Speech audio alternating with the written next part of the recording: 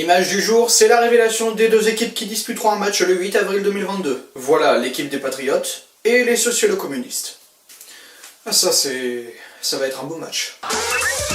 Nous sommes le 7 novembre 2021 dans un empile Je suis majeur, bonsoir. L'émission est imaginée en 1988 par Alain de Greff, le directeur historique des programmes de Canal+. L'émission aura de base été conçue pour remplacer la partie animée par les nuls dans l'émission culte Nulle part ailleurs. Elle est inspirée de Splitting Image, une émission britannique elle-même inspirée du Bébé Show, ancienne émission de TF1. Et impressionné par cet humour gratuit, Alain de Greff décide que sa nouvelle chaîne privée doit aussi avoir une émission de critique satirique et humoristique, durant entre 9 et 12 minutes de préférence. Il décidera de s'associer en 1988 à Alain Duverne, créateur des marionnettes du Bébé Show, ayant récemment quitté TF1 après avoir vu à quel point les tournages du Bébé Show étaient bâclés. Alain Duverne aura donc créé une série de marionnettes qui seront les vedettes des arènes de l'info. Duverne aime d'ailleurs souvent rappeler que, contrairement à ce qui est dit, ce n'est pas lui le géniteur des Guignols. Il aura d'ailleurs déclaré « De Greff c'est le père, moi je suis la mère », avec humour. Pour cette nouvelle émission, Duverne doit faire preuve d'ingéniosité et mettre au point des marionnettes en latex, avec un système pour animer les yeux et ainsi rendre les marionnettes plus expressives.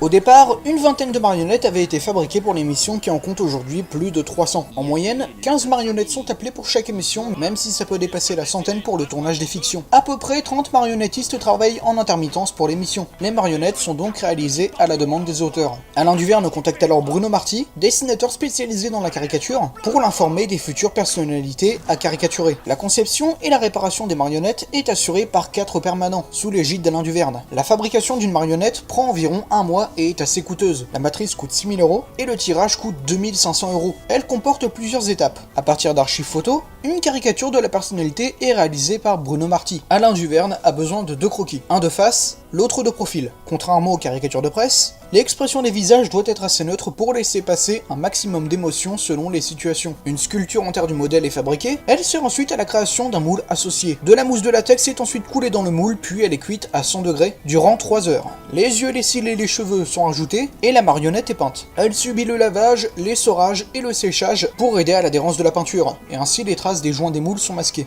Les marionnettes sont généralement fragiles. Le latex ne supporte pas les UV, les corps gras et le contact des mains. Ainsi, la marionnette de PPD doit être recréée tous les ans. Le délai plutôt long et coûteux de la fabrication, relativement élevé, implique quelques précautions avant de demander une marionnette. Toutes les personnes figurant dans l'émission n'ont pas forcément le droit à leur propre marionnette. Par exemple, Ben Laden est en fait une version modifiée de celui d'Harlem Désir, et Carla Bruni a d'abord eu une marionnette lambda, le temps de voir si ses relations avec Sarkozy dureraient. Au contraire, des marionnettes de personnalité, créées pour la version espagnole du show, servent parfois de français lambda. Et pendant quelques années, les marionnettes des minicums ont été réutilisées pour l'émission. Et d'ailleurs, pour info, les guignols de l'info, tout ça, il faut 2 personnes pour manipuler une marionnette. L'une pour la tête et l'autre pour les bras. L'émission fait ses débuts le 28 août 1988 sous le nom des Arènes de l'info. Le programme connaît un début difficile, entre l'humour maladroit et le concept bancal. Cette version est objectivement vue comme un départ raté. Et ils doivent aussi faire face au Bébé Show qui fait un carton sur TF1, qui aborde les mêmes thèmes et qui était déjà là depuis plusieurs années. Et le problème, c'est que quand une émission parlant d'actualité est enregistrée plusieurs semaines en avance, c'est difficile de coller à l'actualité. Néanmoins, à l'issue de la 2e saison, Arnold Boiseau, à l'époque auteur et metteur en scène du programme, voyant que l'émission commence à fonctionner, décide de démissionner à condition que ce soit Benoît Delépine qui le remplace pour diriger l'écriture. L'émission subit une restructuration et devient alors les Guignols de l'info. Sa formule change pour se rapprocher véritablement du format de journal télévisé. L'équipe est encore modifiée et François Rollin quitte l'émission en 1990, tandis que Jean-François Alain vient la rejoindre en octobre de cette même année et Franck Arguillère devient le nouveau directeur artistique après le départ d'Arnold Boiseau. En 1991, la guerre du Golfe provoque une montée d'audience sur Canal+, de téléspectateurs lassés par l'ambiance des journaux télévisés habituels, atteignant 10 à 14% de part de marché. Les Guignols de l'info est alors le seul média télévisuel à fournir une vision décalée de la guerre, avec notamment l'apparition de Monsieur Sylvestre, caricature de Sylvester Stallone, symbolisant l'impérialisme américain. C'est sous les traits de Sylvestre que sera personnalisée la World Company, entreprise de manipulation n'ayant qu'un but, le profit. Bonjour tête d'enfant blanc, bienvenue dans le monde merveilleux de World Company. En 1992, Bruno Gassio se joint aux auteurs Benoît Delépine et Jean-François Alain qui formeront le trio de l'âge d'or des Guignols. À partir de là, l'émission décolle véritablement, attirant chaque jour 3 millions de téléspectateurs en moyenne. En 1993, l'émission reçoit 2 Cèdres d'or pour la meilleure émission de variété et la meilleure émission de divertissement. Et en 1995, ils reçoivent le Grand Prix de l'humour de la 5e.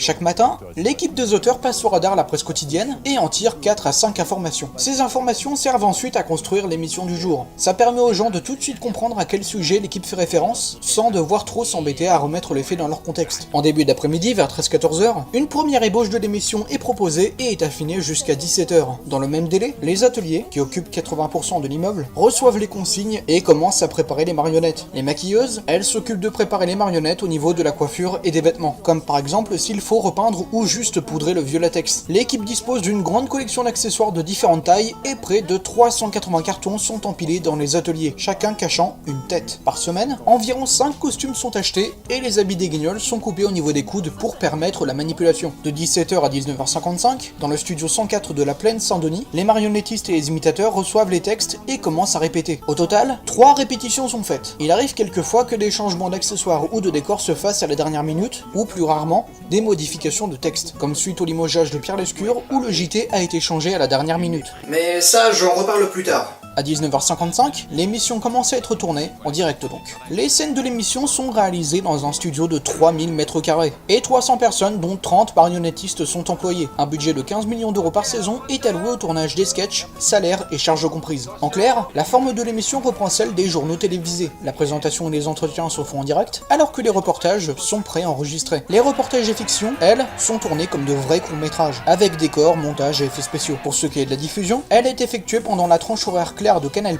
à 20h-5.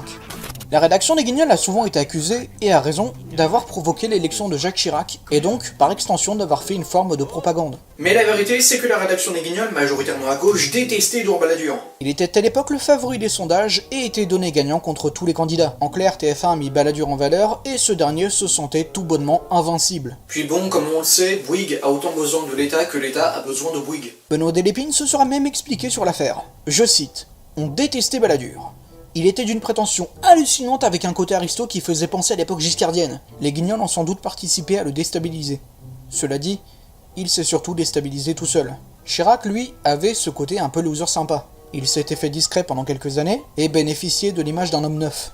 Jospin n'était pas prêt. Il paraissait même surpris d'être là. On connaît la suite. Et ce même Benoît Delépine aura affirmé que même si les Guignols ont aidé à la victoire de Jacques Chirac, il aurait aimé que Jospin gagne, prouvant ainsi son orientation politique. Bruno Gassio se sera lui aussi expliqué sur cette accusation. Après des dizaines d'heures de visionnage, je peux affirmer que la meilleure période de l'émission est celle des années 90 à 2007. Les auteurs font un travail incroyable, les caricatures sont excellentes et l'esprit canal est encore parmi nous. Il a tout à fait cet esprit dont vous parlez tout le temps. L'esprit canal. Voilà, l'esprit canal. Après le départ de Bruno Gassio en 2007 pour coller au départ de Jacques Chirac, débutera le long déclin de l'émission. Bon, après c'est aussi qu'il aimait pas Sarkozy, mais bon... Et même si certains des comédiens historiques resteront jusqu'à la fin, à l'exception de quelques-uns, les auteurs quitteront l'émission chacun à leur tour, ou seront carrément limogés comme pendant la grande vague de licenciement de 2015, où la nouvelle direction de Canal+, les juge trop usés. Une grosse blague quand on sait ce que deviendra l'émission. En effet, il y a bien un homme qui a tenté par tous les moyens d'arrêter l'émission. Et cet homme, c'est Vincent Bolloré, mon pire ennemi, que vous connaissez comme patron de Vivendi et pote de Sarkozy. Vous voyez le truc là, non ? Le dossier Canal+ méritera lui tout seul d'ouvrir une deuxième chaîne. Mais pour faire simple, l'esprit Canal, né sous la direction d'André Rousset et Pierre Lescure, a commencé à s'essouffler après le rachat par Vivendi et l'arrivée de Xavier Couture. Je suis franchement effaré du mépris dans lequel Jean-Marie Messier tient et a tenu l'esprit et la forme de ses engagements vis-à-vis de vous toutes, de vous tous et vis-à-vis de moi. Pour s'éteindre à l'arrivée de Vincent Bolloré. Il aura tout fait pour pourrir Canal de l'intérieur et donne un ton très autoritaire dès son arrivée. Antoine Decaune est viré du Grand Journal, le zapping est supprimé, Yann Barthès quitte la présentation du Petit Journal, mais le pire sera réservé aux Guignols de l'info. Il a dès son arrivée voulu arrêter l'émission, qui sera maintenue à l'écran par la pression des abonnés de Canal+. Alors il a tout fait pour vider l'émission de l'intérieur. Licenciement des auteurs, réduction de temps à l'écran, réduction de budget, arrêt du direct, passage encrypté, et le pire du pire, PPD disparaît de l'émission. PPD, le présentateur historique de l'émission, a été viré par Bolloré d'un simple claquement de doigts. Le directeur artistique de l'émission, Yves Le Roland, présent depuis 1995, sera quant à lui renvoyé en 2016. Le programme, dont le sujet principal est l'information occidentale, va prendre une direction people. Le titre de l'émission est raccourci simplement en Les Guignols, et le logo abandonne le rouge légendaire pour devenir bleu. Le JT, qui faisait 3 millions de téléspectateurs et 15% de part de marché, est passé sous la barre des 150 000. Et ce n'est pas le streaming qui sauvera l'émission du naufrage. Le 1er juin 2018, l'arrêt définitif des Guignols sera annoncé par la chaîne. Personnellement, je suis assez mitigé sur l'arrêt de l'émission. Je suis à la fois triste car c'était mon émission préférée, et content parce que les garder à l'écran dans cet état, c'était littéralement comme enculer un cadavre. Moi et mes parents, on était très fans des Guignols de l'info et des Simpsons, et on est une famille de gaullistes. Du coup c'était Canal+, et W9 au repas du soir, et on ne regardait quasiment jamais les JT de TF1. Au fil des années, j'aurais su me construire un avis très tranché sur le monde de la télévision en général. Mais il faut s'avouer qu'avec les années, les Guignols de l'info et Canal+, n'avaient plus le monopole dans le genre de l'émission d'info satirique et de la chaîne cryptée. Et si tout à l'heure j'ai parlé des Simpsons, bah c'est pas pour rien. Eux aussi ont été victimes du déclin. On critique le système américain dans les années 90, on devient caustique aux années 2000, et aujourd'hui ils sont juste regardés, puis ils se sont fait culbuter par South Park et Rick et Morty. Mais même s'ils ont fait rire les Français pendant des années, les Guignols auront été rattrapés par la dure réalité du monde. L'ultime sketch parle de lui-même. Et c'est ça qui ont fait leur succès. Les Guignols se moquaient de tout le monde, noirs, blancs, arabes, asiatiques, riches, pauvres, politiciens, sportifs, patrons, terroristes, animateurs, et même de leur propre patron, comme lorsque les Scurs a commencé à faire des accords avec tout le monde. On rentre dans le capital de RFM et on lance le satellite Hot-Bird One. Avec Bertelsmann à travers la CK, on accorde à la CLT la licence européenne d'utilisation d'accès numérique du MediaGuard et du Media Highway. Pierre, arrête, tout le monde mal à la tête. En clair, ce qui a fait leur succès, c'est qu'ils n'avaient pas peur d'ouvrir leur gueule. On me fatigue, joyeux de rire. Aujourd'hui, Canal+ survit à travers les pubs et le sport, et on n'a plus qu'à espérer la mort de la chaîne. Voilà, maintenant vous pouvez éteindre votre écran et reprendre une activité normale. Allez, ciao, bonsoir.